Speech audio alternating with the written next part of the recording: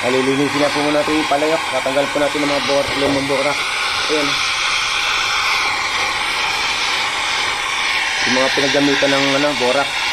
Marumi po yan eh. Kaya para pwede pong gumagamit yung palayok. Ayan. Patutuloyin lang po muna natin.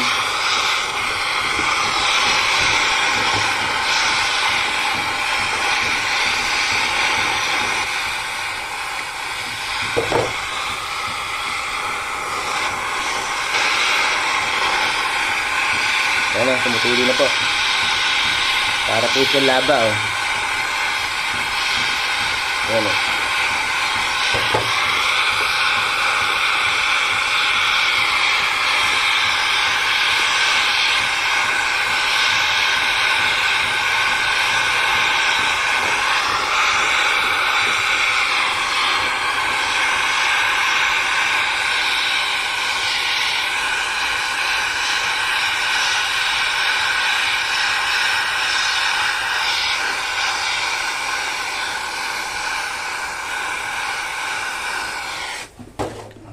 Ayan po, maliit na po uli siya.